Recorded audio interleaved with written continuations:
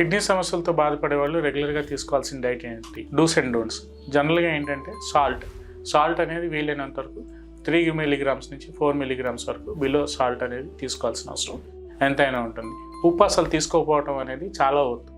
జనరల్గా సాల్ట్ అనేది తీసుకోకుండా ఉండటం. రెండోది ఏంటంటే రెగ్యులర్గా మనం తాగే వాటర్ ఏదైతే ఉంటుందో రెగ్యులర్గా 1 to 1.5 లీటర్ వరకే మనం వాటర్ని కట్ డౌన్ చేసి అంతే వాటర్ తాగటం అనేది చాలా ముఖ్యం. వాటర్తో పాటు వీలైనంత వరకు కెఫిన్ రిలేటెడ్ ఫుడ్స్ ఏవైతే కాఫీ, టీ అలాంటి అలవాట్లు అన్నీ ఉంటే అవి కూడా మొత్తం పూర్తిగా తగ్గించుకోవడం అనేది చాలా అవసరం అండి. అలాగే మనం ఇంట్లో రెగ్యులర్గా అప్పడాలు కానీ, వడియాలు కానీ, వీలైనంత వరకు నిలవ పచ్చులు కానీ, రోటి పచ్చులు కానీ తినే అలవాటు ఉంటే దీర్ఘకాలిక మూత్రపిండాల సమస్యలతో అంటే క్రానిక్ కిడ్నీ డిసీజెస్ ఉన్నవాళ్ళు ఈ అప్పడాలు, వడియాలు, ఈ మనకి ఏవైతే స్టోర్డ్ ఫ్యాటీ ఫుడ్స్ ఉంటాయో లేదంటే పికిల్స్ లాంటివి ఉంటాయో అవి మొత్తం కంప్లీట్గా మానేయాల్సిన అవసరం ఎంతైనా ఉంటుందండి.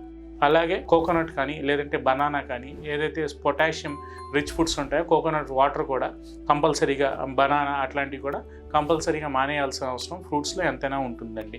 అలాగే మనం రెగ్యులర్గా తీసుకునే ఈ సాంబారు, చారు అట్లాంటి వాటిల్లో కూడా లిక్విడ్ ఫుడ్స్లో కూడా ఈ సాల్ట్ కంటెంట్ అనేది ఉంటుంది. దాంతోపాటు రెగ్యులర్గా దాంట్లో వాటర్ కంటెంట్ అనేది ఎక్కువగా ఉంటుంది కాబట్టి అది కూడా కిడ్నీస్ మీద ఓవర్లోడ్ అయ్యే ఛాన్స్ ఒక్కొక్కసారి చాలా ఎక్కువగా ఉంటుందండి.